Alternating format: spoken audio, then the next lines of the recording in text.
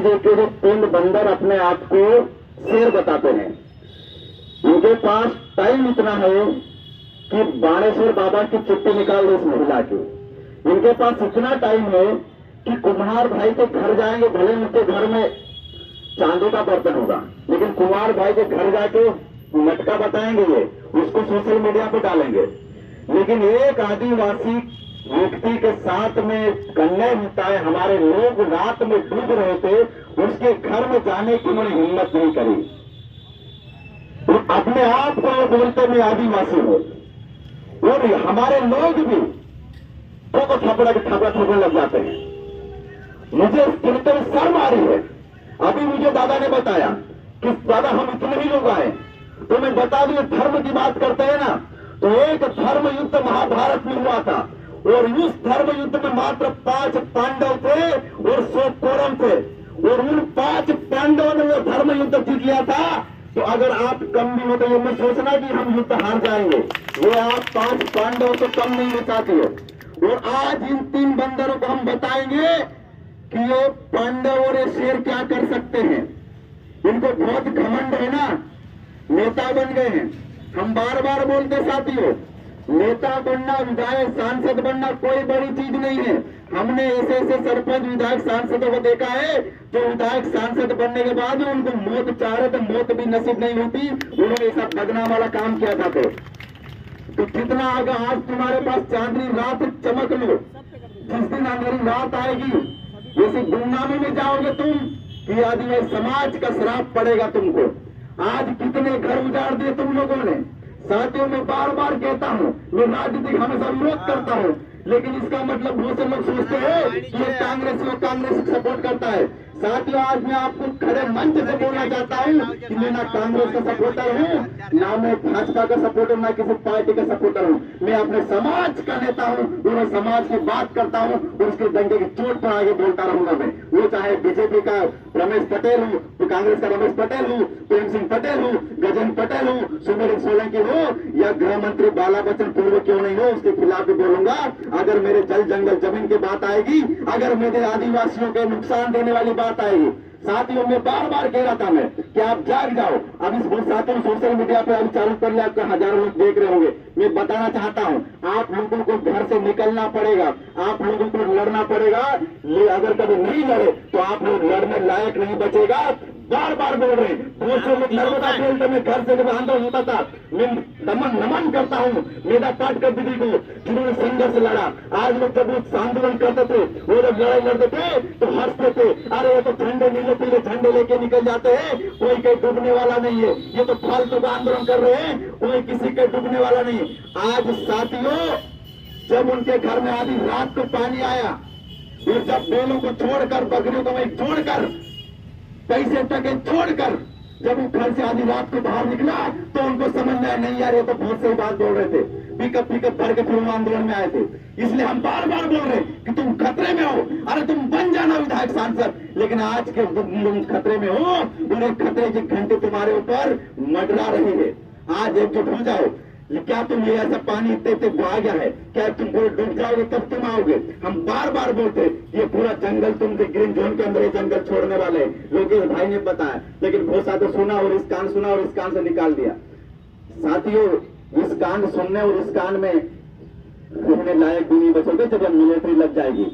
आप लोगों ने सुना मणिपुर में, मुझे आप बताओ मणिपुर जैसी घटना हुई, मणिपुर में कितने चर्च को तबाह कर दिया, कितने ही लोगों को नंगा घुमाया गया, कितने आदिवासियों को मारा गया। ये मणिपुर की कोई छोटी घटना नहीं थी, वहां आदिवासी प्रभावित हुआ था, पूरा राज्य को जला दिया। तुमको बात मालूम पड़ी 3 महीने में कि एक आदिवासी महिला को नंगा करे घुमा रहे हैं। देखो तुम, ये भारत की घटना ने तुमको 3 महीने बाद मालूम पड़ा है, और ऐसी कितनी अनगिनत घटनाएं हुई थी।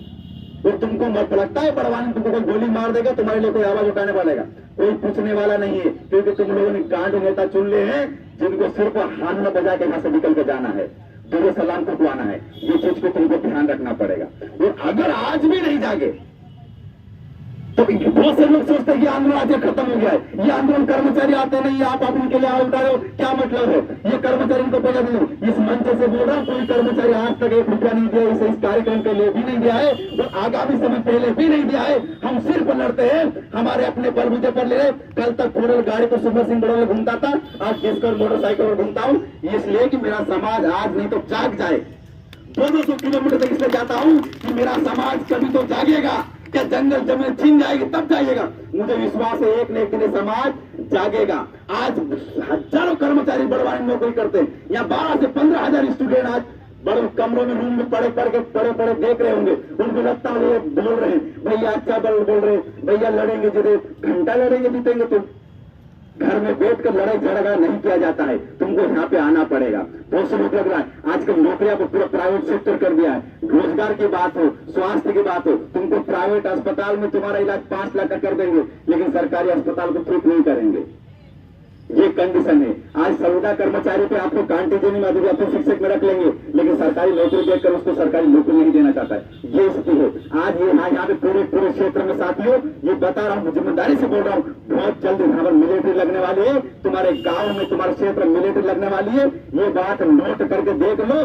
बंदूकों को नोक पर तुमको यहाँ से भगाएंगे तो तुमको भागना पड़ेगा। क्यों कैमरा बोल रहा हूँ, अगर कभी हिम्मत हो तो सुमेर सिंह सोलंकी और गजेंद्र पटेल, प्रेम सिंह आगे बाइट बोले कि सुमेर सिंह पटेल गुमराह कर रहा है, मिलिट्री नहीं लगेगी। ये स्टाफ भर के देते मेरे को, मैं मेरी बात को वापस लूंगा, माफी मांग के मेरी बात को मैं वापस ले लूंगा। मैं ये बोल रही यहाँ पे ये ग्रीन जोन में नहीं लगने वाला है और यहाँ जितने आदिवासियों को नुकसान किया है इन आदिवासियों को वापस हम बसाएंगे। कहां गए नर्मदा पट्टी के आदिवासी? कोई नहीं बता सकता है। हम लोग साथियों राजनीति में लड़ते रहेंगे, भील भिलाला बारेलाबाद में लड़ते रहेंगे। यहाँ पूरे के पूरे स्टेट हम लोग खत्म किया जा रहा है, पूरे आदिवासी पूरे ट्राइब्स को खत्म किया जा रहा है। हमको जागना पड़ेगा, हमको समझना पड़ेगा। बहुत निंदनीय बात है। एक दादा ने बोला, बुद्ध दादा ने, उनकी आंखों में आंसू आ गए। इतना सब कुछ होने के बाद भी अगर तुमको आज भी समझ नहीं पड़ रही तो तुमको जीना और मरना कोई मतलब नहीं है। हम सोचते साथियों कि इन महापुरुषों ने हम किनके लिए बलिदान दे दिया। आज मैं कभी कभी सोचता हूँ, मेरी आंखों में मेरे आंसू आ जाता है। रात को नींद नहीं आती है कि मैंने मेरे जीवन की आधी उम्र किन लोगों के लिए बर्बाद कर लिया, किन चूतियों के लिए मैंने अपने आप को बर्बाद कर लिया, जिनको समाज से कोई परवाह नहीं पड़ी, जिनके लिए रोजगार की लड़ाई लड़े बेरोजगार आ जाएंगे, कर्मचारी लड़े ये कर्मचारी गायब है यहाँ से, किसानों की लड़ाई लड़ेंगे किसान लड़ेंगे। अरे हम कितने पीछे जाएंगे? तुम कर्मचारी अधिकारी अगर आंदोलन में नहीं आ सकते थे तो कम से कम अपने बीवी बच्चे और परिवार वालों को तो भेज सकते थे। लेकिन मैंने कहा था अगर एक कर्मचारी भी अगर कभी अच्छा है और इनका पीछा जा रहा है तो हम एक कर्मचारी के भी लिए लड़ाई लड़ेंगे। ये मेरा संविधान बोलता है। अगर नन्यानु बेईमान अगर निकल जाए, बच जाए तो चलेगा, लेकिन एक ईमानदार शहीद नहीं होना चाहिए, एक ईमानदार को सजा नहीं मिलना चाहिए। ये मेरा संविधान मुझे अधिकार देता है। तो हम साथियों भले ही साथ दे, कोई नहीं देने दे, भले ही मैं आखिरी दम तक मर जाऊंगा लड़ते लड़ते, लेकिन हम लोग साथियों आप लोग लड़ेंगे। इसके लिए हमें कतई अफसोस नहीं है। आज जितने साथी दूर दूर तक जा रहे हैं, जितने सोशल मीडिया पर देख रहे हैं, साथियों सोशल मीडिया अच्छी चीज है। मैं एक बात बताना चाहूंगा, इसी सोशल मीडिया ने आपको बर्बाद कर दिया है। आज आत्महत्या के इतने केस बढ़ रहे हैं, कहीं न कहीं इंस्टाग्राम फेसबुक का कमाल है। ये आप बार बार देखो कितने लाइक कितने कमेंट आए हैं। आपको सोशल मीडिया पर वो दिखाया जा रहा है जिसको आपको दिखाना चाहिए। आप कभी भी वो नहीं देख रहे हो जो आपको देखना चाहिए। आपको लगता है कि मेरे को सोशल मीडिया फेसबुक यूट्यूब से बहुत अच्छा ज्ञान मिल रहा है, ये आपकी गलत सोच है। आपको गुमराह किया जा रहा है।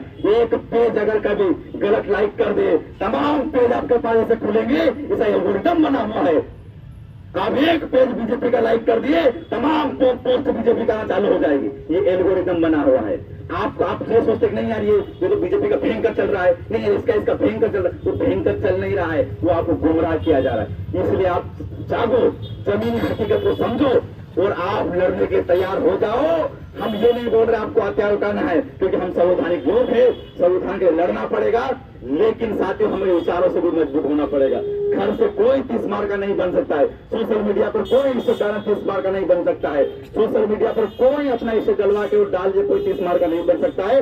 तुमको आगे आना पड़ेगा, लड़ना पड़ेगा, तुमको बोलना पड़ेगा। इसलिए मैं बार बार बोलता हूं, डंके की चोट पर बोलता हूं कि आप बोलना सीखो, बोलना नहीं सीखो तो आप मरने को तैयार हो रहे हो। आप अपनी अर्थी का जीते जी अपना सामान तैयार कर लो। आप मैं चाहता हूं कि हाँ, अगर आपके गांव में जाए तो आप ये बात बताना कि हमको लड़ना पड़ेगा, हमको जूझना पड़ेगा, हमको बोलना पड़ेगा, हमें सीखना पड़ेगा, हमें संविधान को पढ़ना पड़ेगा। और अगर ये नहीं कर सकते तो अपने अर्थी का सामान बांध लो। अभी से जीते जी अपना दान क्या करते हैं वो कर दो। आप अंतिम संस्कार करना वो कर दो, क्योंकि आपको अंतिम संस्कार करने वाला भी नहीं मिलने वाला है। जिस दिन मिलिट्री लग गई है और यहाँ तमाम लोगों को भगा दिया, वो भी नसीब नहीं होगा। हमें ये समझना पड़ेगा, हमें सीखना पड़ेगा। साथियों, बातें बहुत सारी